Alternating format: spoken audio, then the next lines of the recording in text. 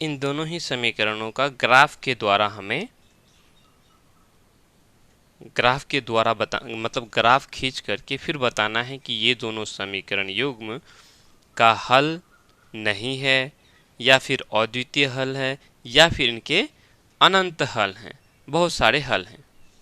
ठीक है, वैसे अगर हम लोग को चेक करने बोलता तो हम चेक करके यूं ही बता देते हैं, A1/A2 B1/B2 C1/C2 को कंपेयर करके तुलना करके बता देते हैं। लेकिन यहाँ चूंकि हमें क्या बताया है कि इनका जो है ग्राफ के द्वारा बताना है, तो हमें क्या करना है, इसको पहले ग्राफ में बनाना है। चलो, ग्राफ द्वारा ज्ञात कीजिए कि निम्न समीकरण युग्म का हल नहीं है, अद्वितीय हल है अथवा अपरिमित रूप से अनेक हल है। तो सबसे पहले लिखेंगे हल।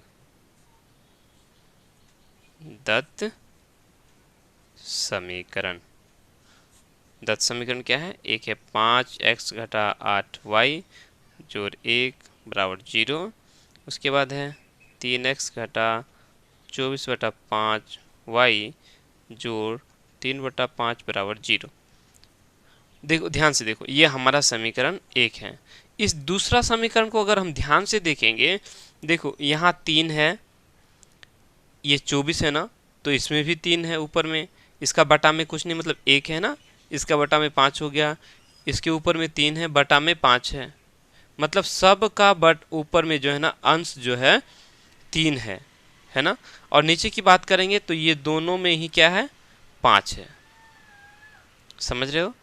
अगर हम ऐसा करते हैं, बटा को अगर हटाना चाहेंगे तो हम देखते हैं यहाँ, ये 5 से अगर सबको हम गुना कर देंगे, अगर हम 5 से गुना कर देते तो सब भाग जाएगा दोनों तरफ। इन सब को 5 से गुना कर देंगे, इस 0 को भी 5 से गुना कर दे तो 0 हो जाएगा। ये मतलब ये हुआ।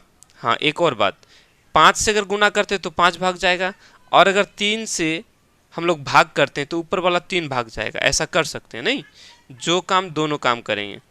तो यहाँ जैसे 3/5, अगर हम 5/3 से अगर सबको गुना करेंगे, देखो ऐसे, यहाँ थोड़ा सा अलग सा कॉपी में बता दे रहा हूँ मैं तुम लोगों को।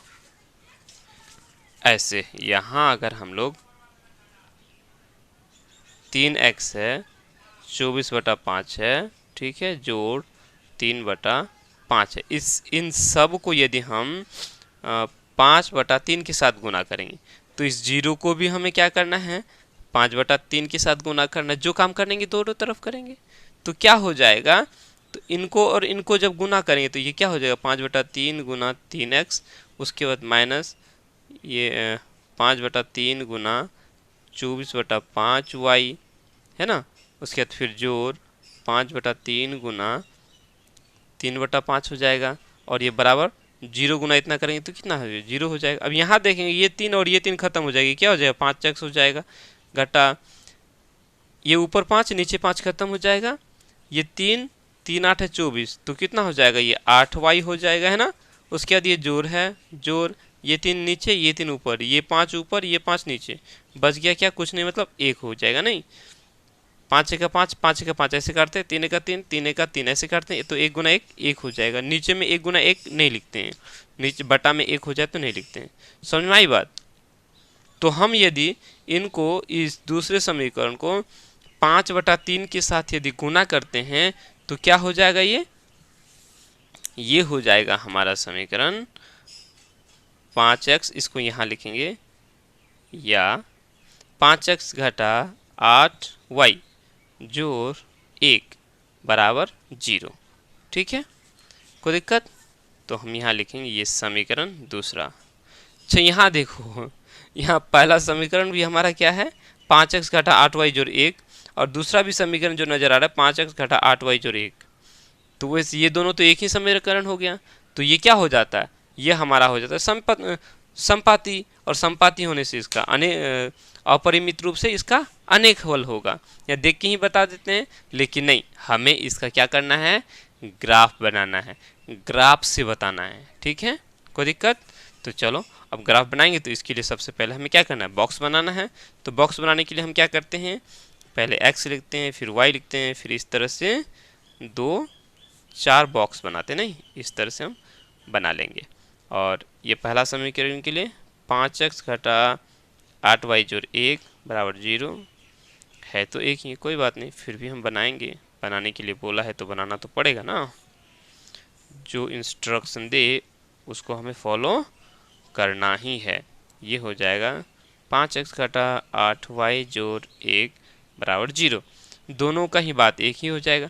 देखो इसको हम लोग इधर रफ कर लेते हैं, ठीक है, ऐसे कर सकते हैं। 5x घटा 8y यहाँ रफ कर लेते हैं, ठीक है, रफ जोड़ 1 बराबर 0 हो जाएगा, या 5x घटा 8y बराबर इस पर आएगा तो घटा 1 हो जाएगा। चलो अगर हम इसको ऐसे कर लेते हैं, इस 8 घटा 8y को इस पार कर लेते हैं तो क्या हो जाएगा, 5x बराबर घटा 1 और ये जोड़ 8y हो जाएगा, है ना।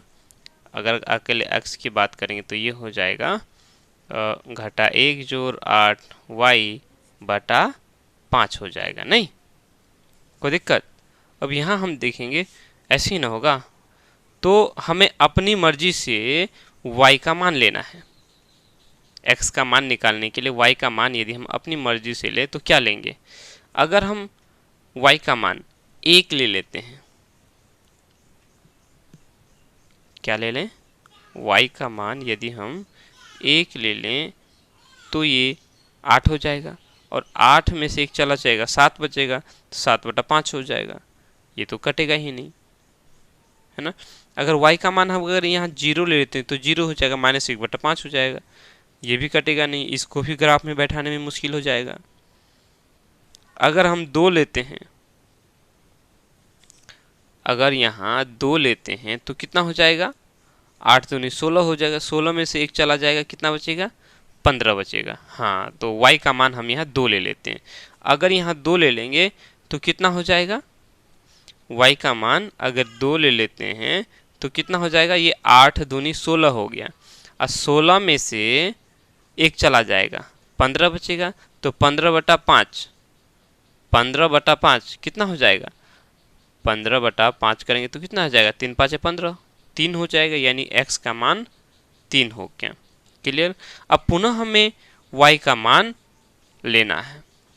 2 तो हम लोगों ने ले लिया, ठीक है, वहीं अगर x का मान हम लोग मान ले, y का मान अगर हम लोग यहाँ 3 ले लेते हैं तो कितना हो जाएगा, 8 तिया 24, 24 में से 1 चला जाएगा, नहीं होगा।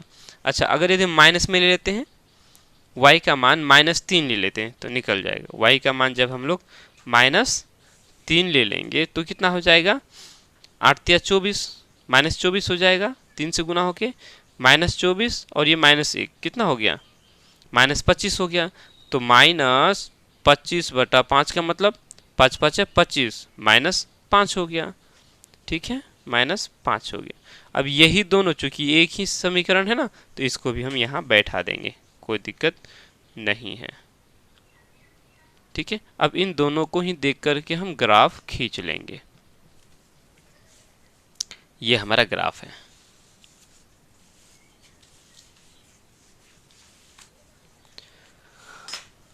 यहाँ हम देखेंगे x का मान माइनस में 5 है और y का मान -3 है, y मतलब नीचे।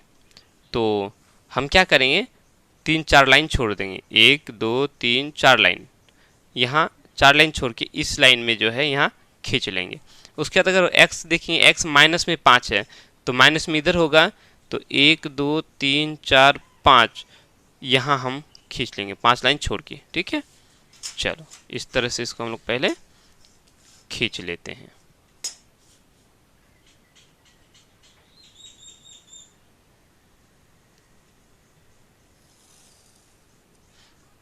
अब इसको यहाँ से ऐसे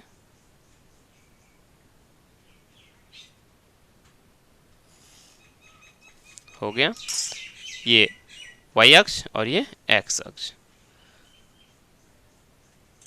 इधर माइनस में 1 2 3 4 5, ये माइनस में 1 2 3 4, ठीक है, ये प्लस में 1 2 3 4 5 6 7 1 2 3 4 6 7 ये हो गया y। ठीक है, अब हमें क्या करना है, पहले 3 और 2 को लेना है, 3 और 2 को लेना है, x 3 y 2 1 2 ये वाला बिंदु है ना। पुनः और एक लेना है x -5, तो -5 इधर, -5 y -3 नीचे आएंगे, अगर प्लस में होता तो ऊपर जाते, क्योंकि माइनस में है y तो इसीलिए नीचे आएंगे। 3 1 2 3 यहाँ हो गया एक ये बिंदु। ठीक है, इन दोनों ही बिंदुओं को हम लोग ऐसे खींचेंगे।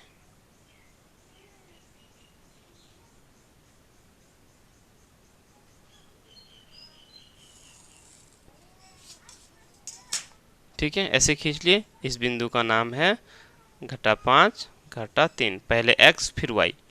इस बिंदु का नाम है x3 y2। और ये दोनों, ये जो रेखा है दोनों ही समीकरण का है, दोनों ही समीकरण का रेखा है। तो पहले हम लिख लेंगे ये जो है 5x - 8y जोड़ 1 बराबर 0 का है। दूसरा हम देखेंगे दूसरा किसका है, तो ये बटा वाला का नहीं, ये है 3x - 24/5y जोड़ 3/5 बराबर 0। इन दोनों ही समीकरणों का ये रेखा है। ठीक है, तो बोलेंगे चूंकि